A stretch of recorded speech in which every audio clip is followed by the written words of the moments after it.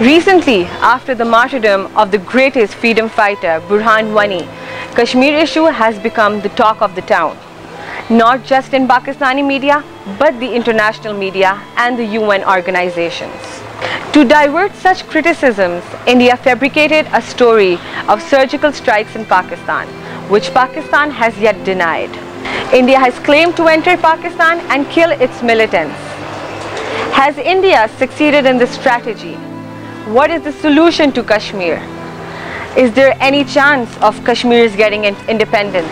FIRE has brought you a seminar where diplomats, parliamentarians and students are present to answer all such questions. Let's see what do they have to say about the Kashmir issue.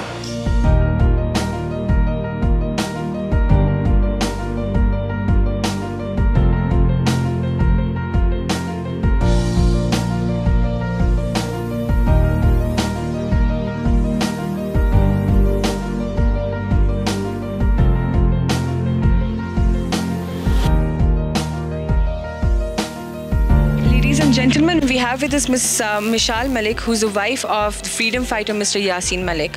So ma'am, first of all, I would want to ask about Mr. Yasin, about his health, how is he doing? Are you in any contact? No, I'm not in contact with him, but my in-laws over there, they visit him sometimes at the interrogation center because India is not allowing me to visit Indian-held Kashmir for the past 2 years. They're not giving me visa. So as a family, we're very worried. My daughter's really worried because we've not heard his voice for the past 90 days, and he's critically ill. He's been kept in solitary confinement, and there's an interrogation center. It's one of the most dangerous interrogation centers over there.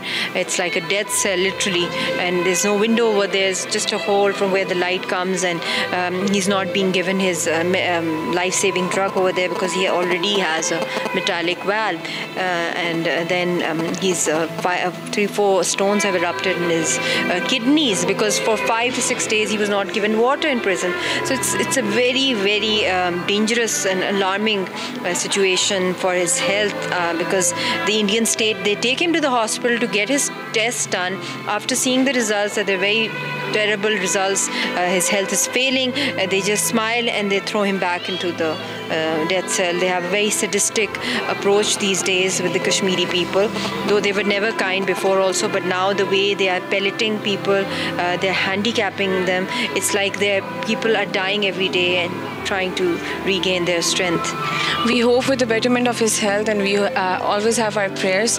Ma'am, I would want to ask you the impact of this seminar that you think is going to have on the youth. This seminar, all the youth was over here, and I tried my best to give them a summarized reflection of the current situation in Indian-held Kashmir, the atrocities that are taking place, the amount of pellet weapons that are being sprayed, phosphorus shells, shooter guns. I'm glad that the youth is already aware of the crisis that is going on, but I hope that such seminars, conferences should be conducted at regular basis within Pakistan and internationally with visuals, documentaries, and with the testimonies. I would also want to know, do you think that what government is doing is enough, or do you think they should do more? The Prime Minister of Pakistan gave a very good speech at the General Assembly. He tried to advocate the cause of the Kashmiri people in the true spirit. But what is required right now, because diplomacy now has to be done at a war footing, because the kind of atrocities that are taking place, the death toll has risen so high. Around 20,000 people are injured critically and handicapped, and moreover 800 people are maimed. So regular international delegations, high-power delegations must be in global capitals right now from Pakistan, and they should be headed by the Kashmiri representatives or the Hurriyat leadership here, or the Kashmiri experts or the diplomats over here, along with the parliamentarians along with. And lastly, I would want to know that, in your opinion, do you think that the recent movement is going to have an effect? Of course, course, it will have an effect. It's bringing nightmares to India every day. They're totally they don't know how to handle it.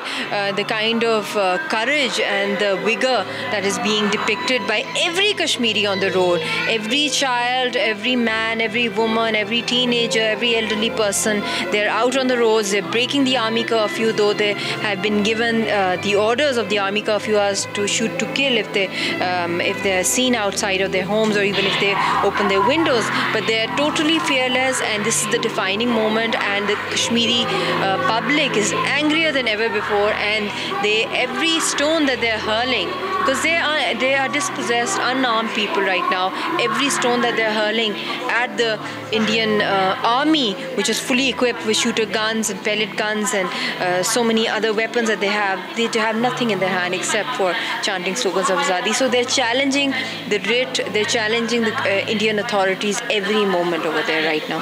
Thank you so much for your time. Thank you, ma'am. Ladies and gentlemen, we have with us the host of the event and a woman parliamentarian of the ruling party, Ms. Shaista Parvez Malik. Ma'am, congratulations on a very successful seminar. I hope that the conclusions that you guys came up with work for the betterment of Kashmir.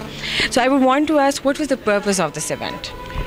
Okay, the purpose was to sensitize the younger generation mostly, which you could see was sitting here, to sensitize them and to make them see and realize and to hear, directly from the horse's mouth. Mishal Yaseen Malik was here, so that they can meet her and listen to what's happening in Kashmir. It's a younger generation. Everybody, we feel it's our obligation and it's our duty to carry on and to show the world what is happening, human rights violations and the atrocities, the brutalities. It's like they are making, as she explained, they are making people blind, that you are alive and yet you are dead. So the purpose was just to sensitize and to hear from her what was happening, so that we can carry the mission of the Kashmiri people with all the passion and all the, I don't know what, I have no words. So do you think that there's a solution to Kashmir issue? The solution is that the people of Kashmir, they need to have, it's not a territory they are fighting for, it is for their right. And when you say their right, you can't deny somebody their right. And they have a right to live independently and with whatever way they want to live. So the purpose is, I hope they get it. Definitely, we hope that they get their independence soon. So do you think that the recent movement is going to have a good, it's going to have a good impact? This is an indigenous movement, and when this movement starts, it started off with Burhanuddin Wani's Shahadat. So now you see little boys and little girls, fighting with just stones. So I think a place where the curfew has lasted for 3 months and still it is continuing.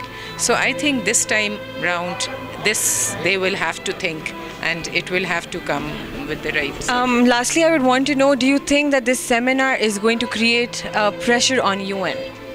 These seminars will not create a pressure, but slowly, drop by drop, yes, it will create a pressure. I'm not saying that this very conference can create, no, but we have to build it up. And we'll take it to such a pitch that they will not be able to deny what the Kashmiri people want. Since you're from the ruling party, I would also want to know what the government is doing about this. The government, and you have seen that in 2013 also, Prime Minister Nawaz Sharif raised this issue. Now in 2016, a very strong message was sent in the UN what is happening, and we are demanding international community to send international observers there and to see what's happening. It's not our fight. We are fighting for a humanitarian ground on what's happening in Kashmir. So I think the government is on the right track, but we need to just press it all together. We have to fight. Thank you so much for your time. Thank you.